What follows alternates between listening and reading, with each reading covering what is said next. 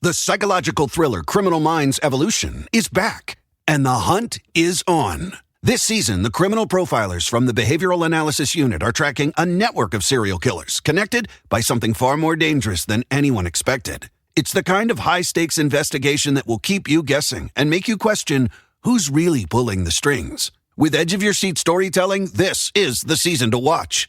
Catch the new season of Criminal Minds Evolution, streaming May 8th exclusively on Paramount+. NetCredit is here to say yes to a personal loan or line of credit when other lenders say no. Apply in minutes and get a decision as soon as the same day. Loans offered by NetCredit or lending partner banks and serviced by NetCredit. Application subject to review and approval. Learn more at netcredit.com/partner. NetCredit. Credit to the people.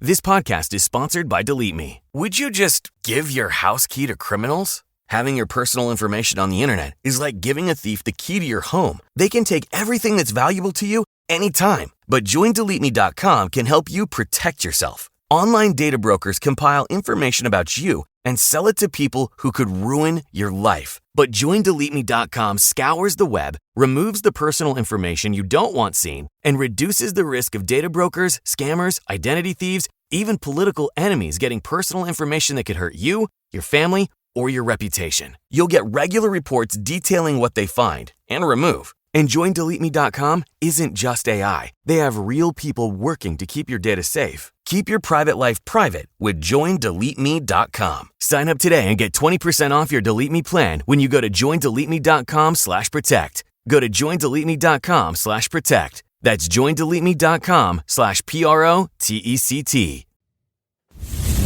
Stoveleg Media, igniting conversation.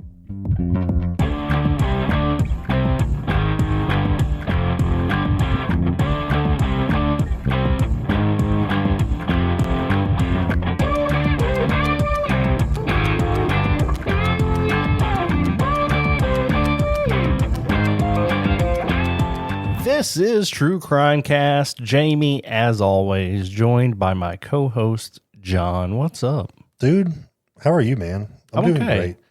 Great. We usually open up talking about the weather. Things are blooming, and I'm feeling it. Let me just leave it like that. Allergies, bruh. I'm taking so many medicine. I'm not feeling it, but my entire family is. Apparently, there's a lot out there. My car is not naturally yellow, but it's been yellow from pollen lately. It has a golden hue. I'll say that. I haven't been able to mow my yard in a few days because of all the rain, so I'm itching to do that soon. And it grows so fast. It's a catch-22 when it rains. That's not what I mean. It's just doubly bad because it grows fast and you can't mow. Yeah, I love mowing my yard more than anything, and not being able to is just, sometimes I just go out there and look at it and long for it. That sounds cute. Okay, so I want to thank somebody who wrote a 5-star review that came in. This is from Jules PL77. It says, I love the research, chemistry between hosts, as well as the calm and factual delivery of this podcast. I especially appreciate that it's always in good taste, sensitive, and clean. Love, in all caps, the show. So Thank you, Jules. We really appreciate that. Also want to remind people this is a great way to submit podcast episode recommendations. Also want to say thank you to our newest patron member, and that is Andrew. Andrew joined us this past week for the $3 level. So Andrew and all of our other patrons will get a bonus episode each and every month. Jamie, we launched one last week that was for the month of May, and it was one of the most brutal cases that we've ever talked or spoken about. And it was the victim in the case survived, but it was tough. The fight that she had to go through to survive was incredible. That is the story of Mary Vincent. So please, please, please go check out that one. It is only available on Patreon. $3 a month gets you access to that. It is definitely worth it. And I'll be honest with you, the Mary Vincent case is why we ended up here with Aldrich Ames. That case was, like you said, it was brutal. It was hard to talk about. Mary Vincent is a hero and a saint. Aldrich Ames is not, but there are not children being abused and assaulted in graphic ways in this story, so this is a little bit of healing for me. It taps into my interest in espionage and the spy world, so that's how we ended up here. This is, I don't know, it's Edward Snowden adjacent because, I don't know, Snowden is an angel compared to this guy, right? Yeah, I was going to say, like, there are mixed opinions. Obviously, he sold out America on some things, and let some secrets out that probably didn't need to be let out. But in this case, there's some direct deaths of Americans that result from this guy, or American assets, I should say. Yeah, today we're going to be talking about Aldrich Ames. He was a member of the CIA, and probably this is one of the most devastating betrayals in the American intelligence world, and this was really bad stuff. So why don't you get us started, man? Yeah, Aldrich Ames wasn't a really flashy guy. When you think about spies, you think about James Bond, you think about MI6, you think about, I think about, what was that one show, Get Smart? Oh, yeah. They made that into a movie. I think about spies that are out there with all kinds of gadgets and doing cool stuff. But in this story, there are no high-speed chases. There are no tuxedo-clad escapes with fancy gadgets. He was a career bureaucrat, a man who quietly climbed the ranks of the CIA while secretly selling out his country for cash. And what makes his story so haunting is that he didn't just pass along information. He gave names, and those names belonged to real humans that lost their lives. You mentioned him being one of the biggest betrayals. I think we should change Benedict Arnold to Aldrich Ames.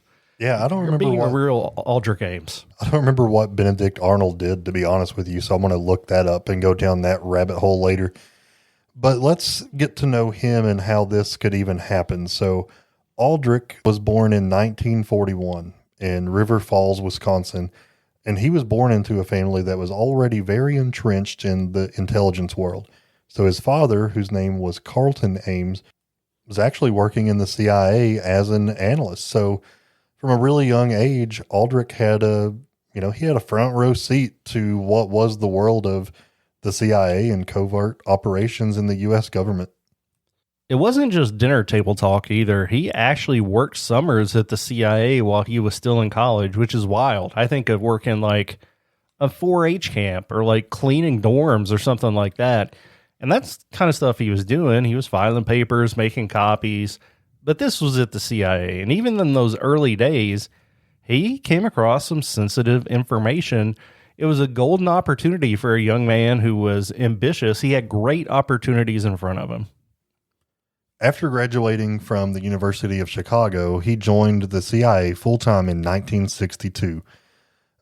Initially, he was placed in the operations department that was part of the CIA responsible for clandestine activities. Jamie, can you talk to me like I'm 5 and tell me what clandestine activities would be? Yeah, I don't know if it's a covert, maybe another word, like secret, something that's not apparent, alternative motives. Does the CIA handle anything that is not like covert? Like, I don't think you don't meet people that say, yeah, I work for the CIA, we're over here doing this thing. It's like very hush hush. Yeah, I mean, we have met people that work for the FBI, and that was that's more actual law enforcement. The CIA is on a different plane in a lot of ways.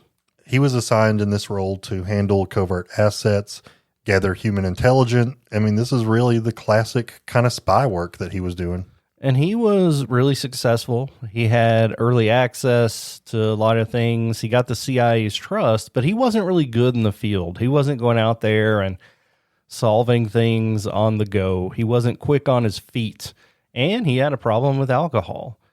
One main way to get into the CIA and be successful is to be able to speak many languages, and Aldrich could not do that, which is a really big issue, especially when they try to station you overseas. So while he was in the door and had a good trajectory, he didn't have a lot of skills that was going to make him out, again, to be somebody like James Bond out in the field making a difference. In spite of all this, the CIA kept giving this guy chances, and he was bounced around from field office to field office. Over time, he built a reputation as someone who was more effective behind a desk than actually in the field. He did have some skills. He had a very strong memory. He had a great eye for details, and he knew how to work the system. And that last part would be critical later on. Jamie, did this guy's dad, was he so important that he kept this guy in the CIA? Like, you would think a CIA is not going to just keep letting people be in the job that aren't cut out for it. Right. I think it's just a matter of skills. There are a lot of different people that work at the CIA now. A lot of it is contracted out through private companies, but you need people who can be detail oriented and organize everything. And that's kind of the role that he fell into instead of a typical field agent. And he understood the culture of the CIA. He understood where he fit, and he didn't ruffle a lot of feathers. So there really wasn't a good reason he understood how to blend in and how to look just competent enough to avoid getting in any kind of trouble, how to keep his private life compartmentalized. In other words, he was kind of the perfect insider, somebody that unless something went wrong, you wouldn't even notice that he was there. He was there to help things run smoothly, and as long as they weren't, or as long as they were, he's just another guy coming in and out in the middle of his career.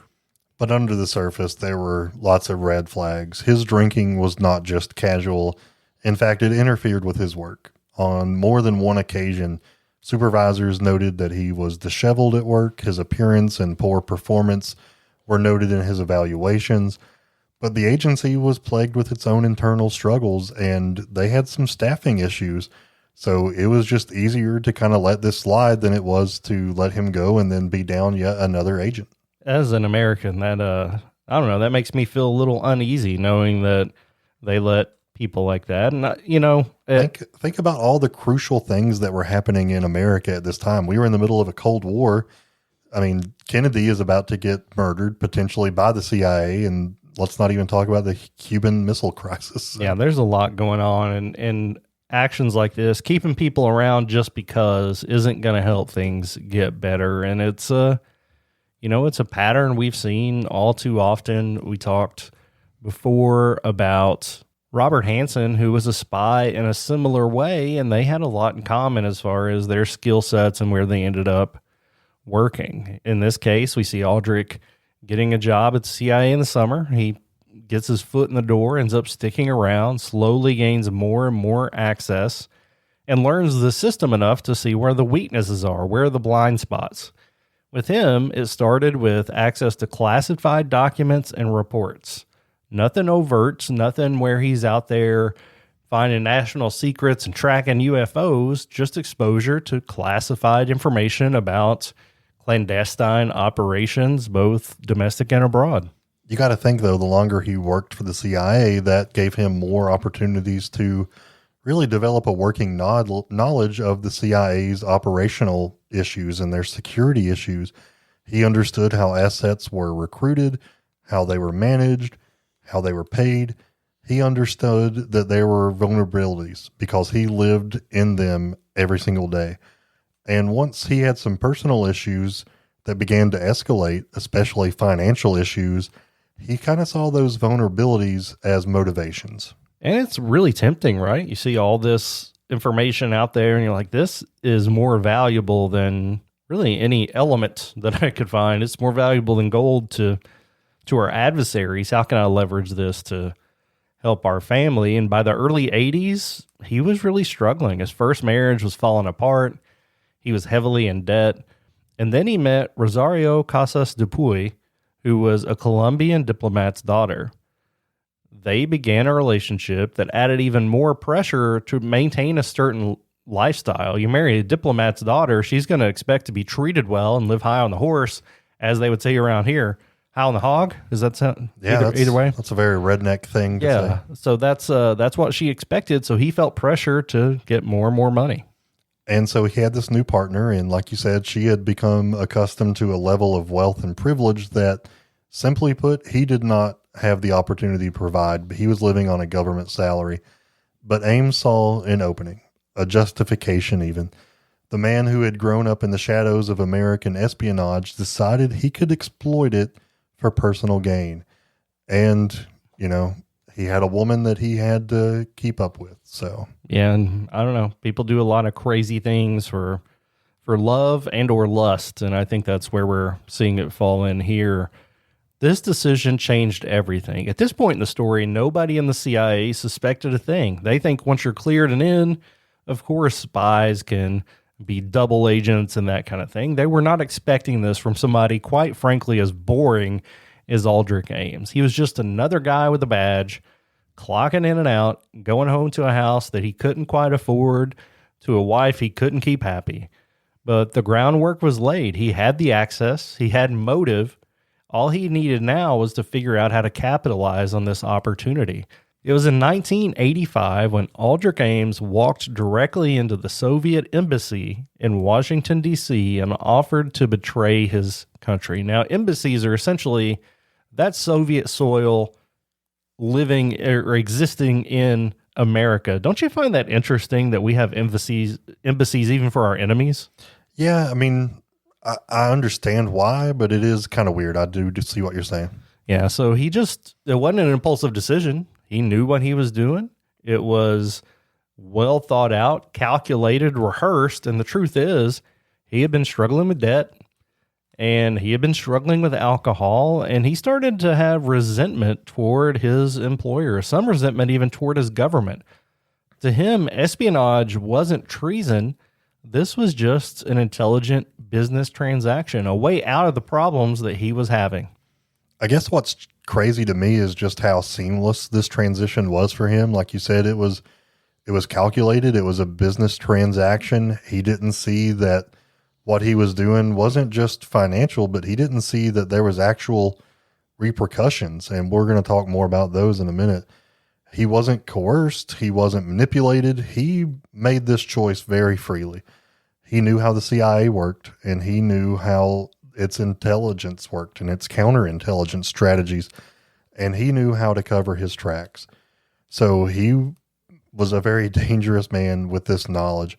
And like you said, he found this embassy. He walked in with a list of names, and these are actual human beings who were spying for the United States. And he gave that list to the KGB in exchange for $50,000 in cold hard cash. The KGB being one of the intelligence agencies for the Soviet government in the 80s.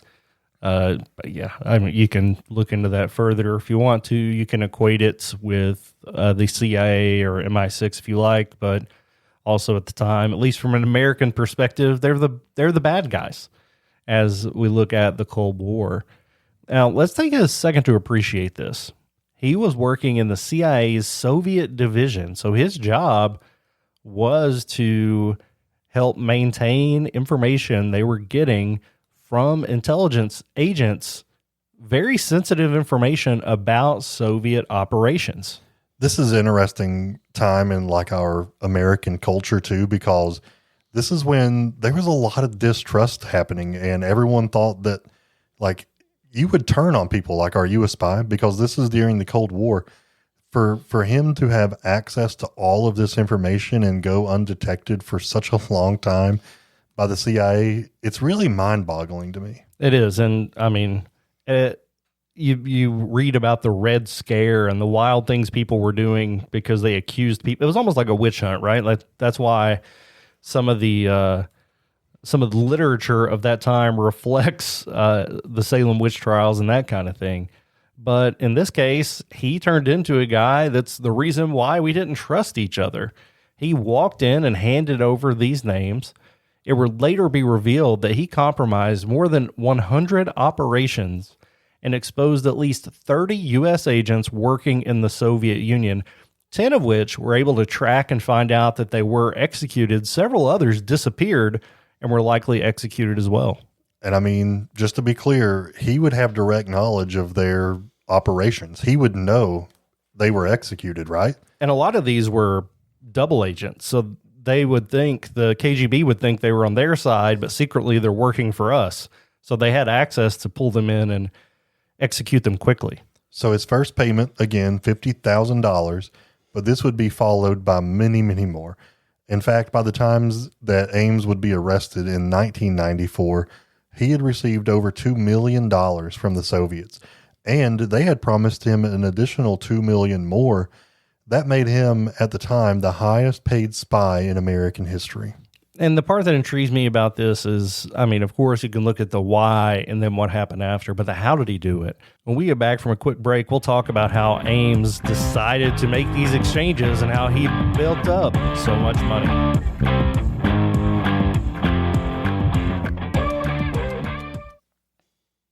Oh, I've got too many bills. If you need funds, you can apply in minutes at cashnetusa.com and have the money in your account as soon as the same business day. Okay, got it. Applying now. They've been helping hardworking people cover emergency expenses since 2004.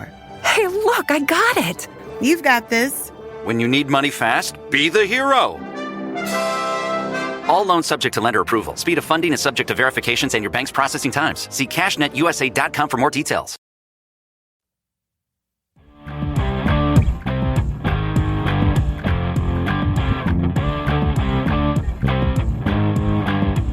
Let's start off talking about what Aldrich Ames's life looked like. Now, we've talked about the fact that he had financial issues and he was married to a woman that demanded a high lifestyle, but he drove an old beat-up Jag. He lived in a very modest home, and he still could barely afford it. He showed up at work like everybody else, but slowly you could see changes happening in his life. He paid off nearly $100,000 in credit card debt. How does somebody accumulate that much in the first place? And then for him to pay it off is just wild to imagine on his salary when he was already struggling.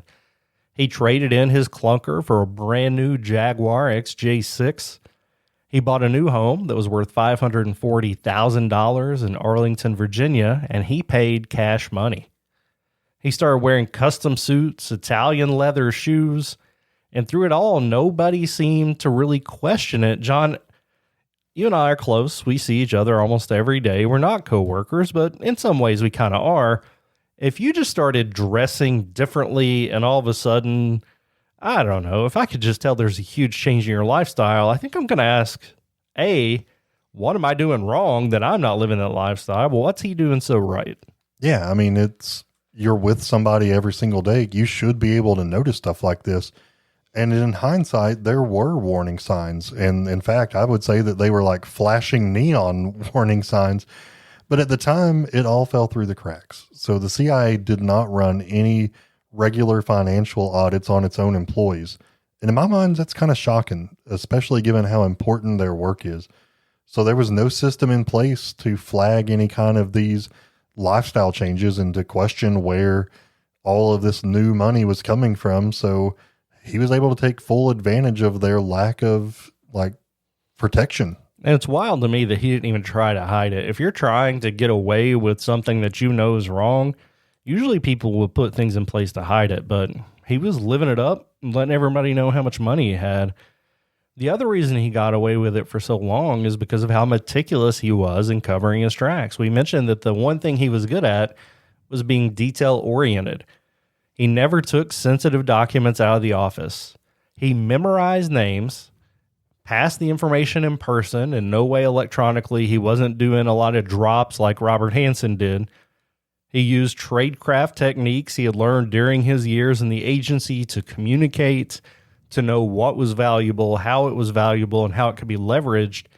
And he was playing both sides. He was doing very well, letting people at work know that he was just there to do his job and go home and clock out. But then when he did clock out, making big money, selling names to the Soviets.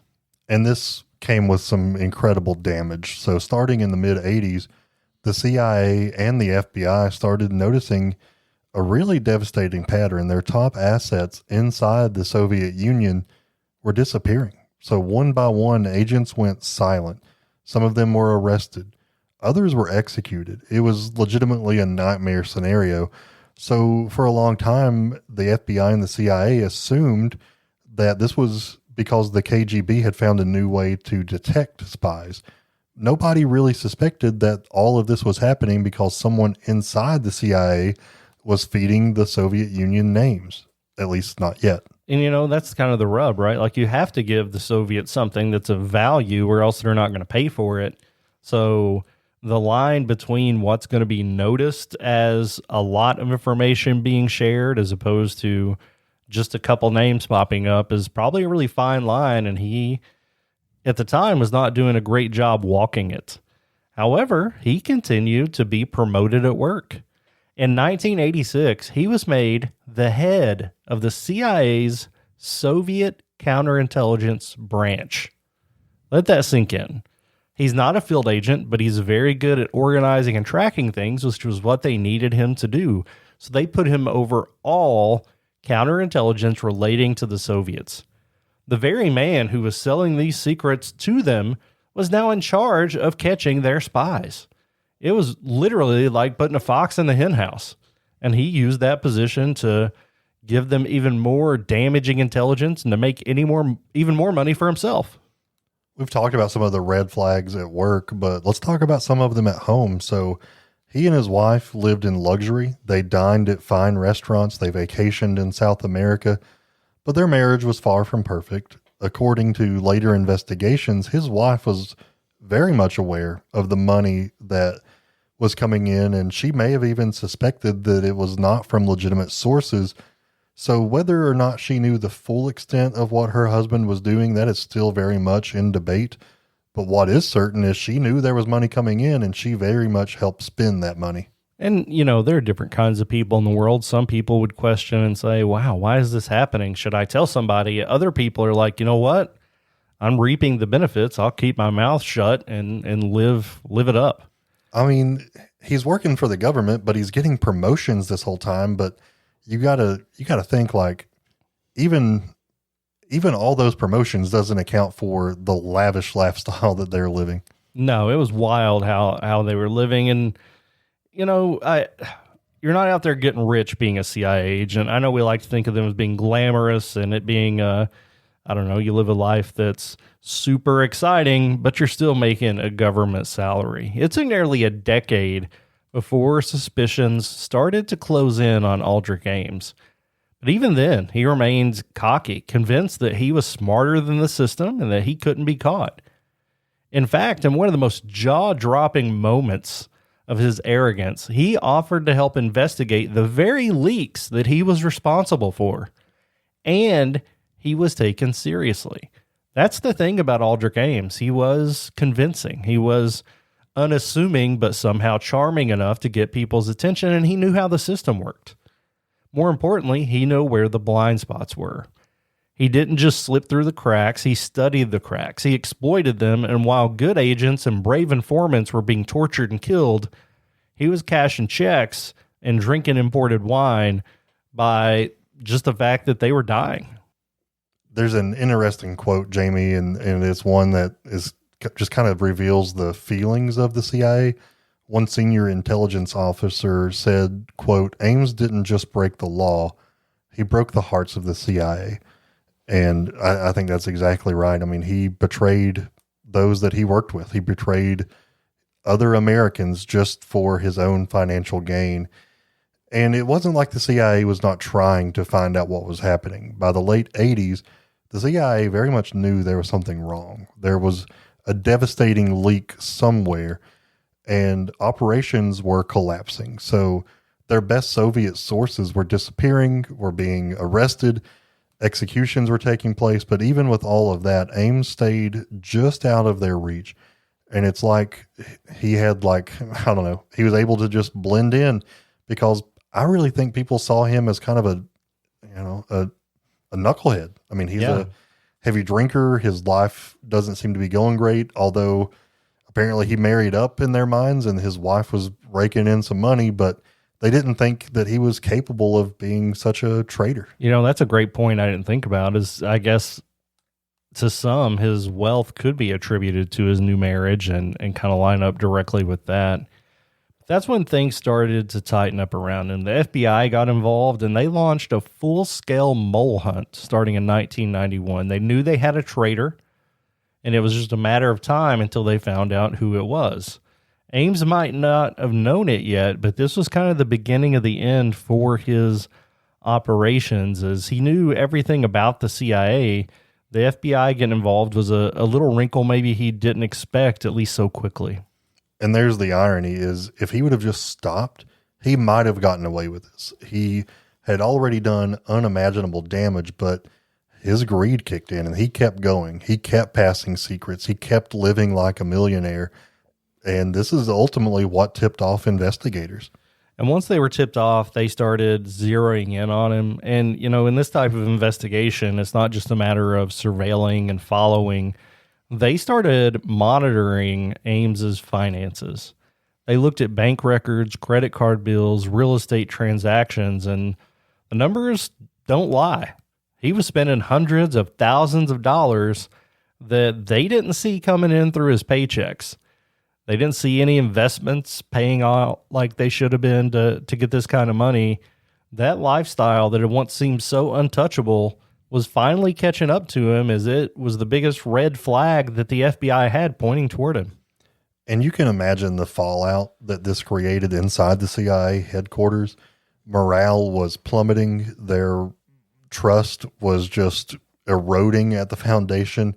These are people who had worked alongside him for decades, and now they were left questioning everything. And man, I've been in, I don't know, a very different situation, but similar in that, you know, I'm a social worker for the state, and I don't want to get into the specifics, but there was a coworker of mine who I knew really well that I thought was a great worker. But one day on my way to work, I heard on the radio a news story that this guy had done some really awful things in his line of work. And I won't get into that, but the betrayal I felt, not only because this guy did something awful, but because how did I miss it? My job is to, you know, notice these kinds of things and notice when someone is being corrupt. And this guy was working beside me for years, and I never had any suspicions. That was like a personal level of hurt. Yeah, I totally get that. And I think about jobs like this, and even to some degree, John, I know you've done some construction in your earlier years and done that kind of work, which is a little more risky. In a situation where people could be hurt or even killed, I think that ups the scale of necessary trust, thus more betrayal as it comes later. And obviously the spy game is a deadly one. Now let's talk more about this mole hunt. When it became obvious that it was somebody on the inside of the U.S. intelligence community that was leaking info, they started hunting through the CIA and through the FBI, and they came together to form a task force to narrow down the moles. But even then, Ames felt untouchable. And I mentioned that two dates jump out here. They started this in 91. We've already talked about some crap he did in 94. So he went years without being caught or even identified as a suspect by this group. Yeah, and they eventually were able to focus in on Ames, and it wasn't an immediate or easy path. Even when they noticed the spending, even when they connected the dots and about his access, they had to build a very solid case, because this wasn't just about catching a traitor. This was going to be about protecting national security and avoiding tipping him off too soon. And that brings us to the sting, the long, methodical process that finally brought Aldrich Ames down. In the early 90s, the FBI decided, like we said, to put him under full surveillance, and they were tracking his finances primarily, and those were the main red flags. But then they started wiretapping. They started telling him, and they even started searching his trash. They wanted everything they could get, so there would be no doubt if this is the guy, we know it's him, and we have enough to prosecute. And it paid off. All their hunting for clues paid off. They uncovered his bank records, and they saw repeated large cash deposits. They noticed meetings that coincided with dead drops. They tracked his visits and to secure Soviet sites and began matching them up to breaches in intelligence operations. So they were doing a really good job when they finally narrowed in on him of putting all these puzzle pieces together. In one instance, he was observed placing a package. This was wrapped carefully in a plastic bag. They saw him drop it underneath a tree in a park, and agents moved in. They retrieved the bag and found it filled with classified documents. And this wasn't just circumstantial evidence at this point. This is what they needed to help put this guy away. And the news started to tighten. The FBI and CIA planned the arrest out meticulously. On February 21st of 1994, Aldrich Ames and his wife Rosario were arrested outside of their home in Arlington. The moment was surreal. After nearly a decade of deceit and betrayal, of getting rich, of getting people killed, the man who had sold his country out for just over $2.5 million was finally under wraps, was finally in custody, and at least for now, they felt like they had their mole. Yeah, and this was major. I mean, we've talked about it already, but the betrayal that his coworkers must have felt when they realized, yeah, this is real. This guy that we've known for decades is against us. He is not who we thought he was. And all of this lifestyle that we thought was from his wife is actually because he's taking money from our enemy and literally killing our other colleagues around the world. And this is, I don't know, we mentioned the betrayal. We talk about officers that are dirty in some way or that betray their fellow officers. There's something to that about the emotions and the connection tied in here. And his damage, I mean, we can put a number on it. We can say that we know at least 10 were executed, at least 30 were involved, but the impact was incomprehensible. Think about all the money they had to spend on this investigation. Think about all the families that were left in the dark about what happened to their loved ones who were working in this way. Think about all the families that were just wondering what was going to happen next, given what was happening to these other assets that were abroad. There was so much panic, and this really, the Red Scare, the Cold War, I feel like the 90s is when things started to cool off. This really was a hot coal that reignited a lot of it. Well, he was arrested, but of course we all know that's not the end of the story. Is this going to be something that is going to hold up in court? So he was arrested in February, but in April, that same year, April 28th, 1994, he actually pled guilty to espionage and tax evasion. It's funny that they added the tax evasion because he was taking money from the Soviets and using it as income that wasn't being taxed. Right. So I think that's probably in the government's eyes like, whoa. You should have paid tax on that money. And sometimes, I'll argue and say, these are unnecessary charges. Let's focus on the issue. No, get him for whatever you can get him for at this point. Yeah. So he pled guilty in exchange for a sentence that spared his wife from a longer prison term. He admitted to betraying his country, and he was sentenced to life in prison without the possibility of parole. And he is currently serving that sentence at a high security federal prison in Indiana. Yeah. I mean, that's punishment enough, right? He's in Terre Haute, which if you haven't heard about it, there's a lot of good reasons for that. But I don't know, man. He never once denied it. Yes, he pled guilty perhaps to get his wife a lesser sentence, but for himself, he never denied it. I don't know if he necessarily acted like he was proud of it, but he didn't really show any remorse.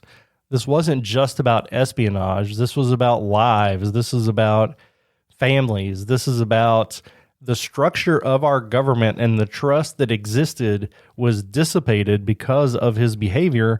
And they, in a lot of ways, had to kind of rebuild trust within and find new ways to avoid this kind of thing from happening again. So he did expose some weaknesses, I guess, thankfully, but this isn't how you want to find out that things aren't going great in your security.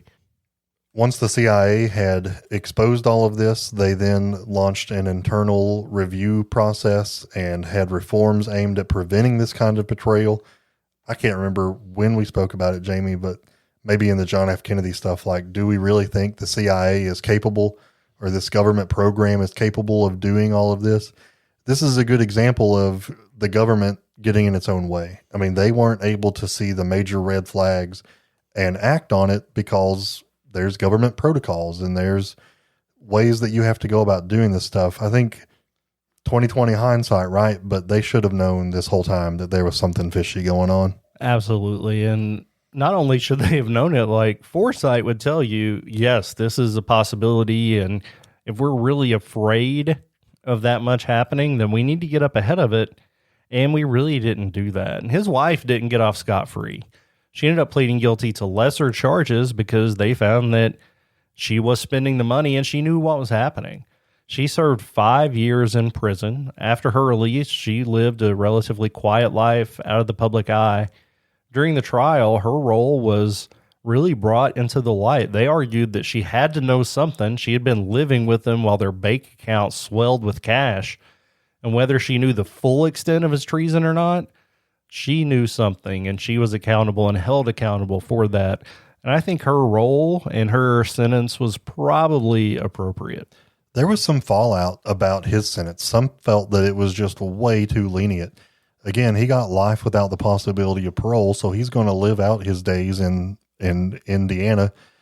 But people were saying, this guy was responsible for so many deaths. And just think about this. After that first exchange with the KGB, he got $50,000, and he knew that people died because of that. But that did not stop him. He was just full level greed mode. And he raked in over $2 million. He almost had $4 million before he got caught. But yeah, I mean, I understand the sentiment there. He knew that his actions resulted in people dying, but he continued to do it anyway. So I very much understand why people were furious. And for treason, execution is always on the table. So I am actually surprised that that's not how it ended up going. Whether you agree with it or not, that is protocol in a lot of ways, especially when you're getting your fellow countrymen killed knowingly so and continue to do it. And again, I mean, I've mentioned it, but with all the things that the public had kind of scrutinized the CIA for, you almost thought, or I would have thought, that they would have been pushing for his execution just to kind of save face a little bit. Yeah. Save face and make an example out of him so nobody else wants to do this. I am a little surprised that they didn't push harder for that. I am too. And, this is, there was a lot of reform that came from this, not only in the CIA, but throughout the government, of ways to make sure that you're being more secure in screening people and maintaining documents. And a lot of things changed, and, people continue to commit espionage and to betray our government. But this was a big one at a time when the spotlight was directly on our relationship with the Soviets. So it's a famous one. And I just wanted to dig into it and see what we could figure out. Yeah, this was a good one, Jamie. No one, well, at least no child was hurt, but maybe some children went fatherless because of his actions. So it's I don't know. I tell my kids all the time, I'm going to get preachy and parenty, but think about the repercussions of your actions. Think about the fallout. Like this guy, we've told a story that we know people were killed, but think about how many lives are forever changed, generations down the road, because this guy's greed. It's really, if you really just sit down and think about every single life that was affected, this guy's actions were certainly not in a vacuum. And we can't even know it all. I mean, think about, he got these American assets killed. What if there were lives that they could have saved later on that they weren't around to save, or situations they could have used to help people later on that they simply couldn't do because they had been executed? It's impossible to measure the overall impact, but what we can measure is still just incredibly detrimental to families, to our government, and to trust here in America. So yeah, I completely agree with you. Think about, plan out, this is my decision, this is what may happen, this is what I know will happen. Is it worth it? Sometimes it'll be worth it, and there will be positive consequences, but a lot of times there are things that you cannot anticipate, and you just have to kind of be ready for that. It's also crazy to me that while we don't necessarily have the Soviet Union anymore, for almost 100 years, we have continued to have, I'll say, an interesting relationship with Soviet Union / Russia. So I don't think that's anything that's going away anytime soon. And all these little things like this add up to a lot of mistrust. And we, again, still don't have the best foreign relations with that country. I think that's a great way to put it. And thanks to people like Aldrich Ames, there's a lot of people out there looking for these blind spots, just like he found and exploited. There've been a lot of movies and documentaries. You can find those. I encourage you to go and look at interviews of people who were involved and around him, and learn more about it. I love this type of history, and this is a big part of America's, and thankfully he was caught, and he's not the last one that will be. All right, guys, that's going to wrap it up. Again, if you want more True Crimecast, don't forget about Patreon. This month's episode with Mary Vincent, it is an incredible story. I highly recommend you checking that one out. only available to Patreon members. Yep. Thank you guys for everything. We really appreciate all your support and just listening to us talk about these stories. Until next crime, this has been True Crimecast.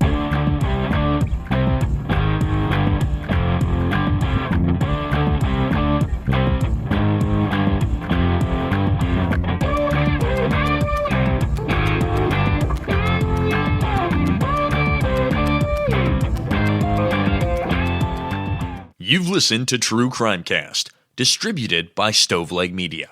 Check out stoveleg.com to find out more about your hosts and to find other podcasts to listen to. Stoveleg Media, igniting conversation.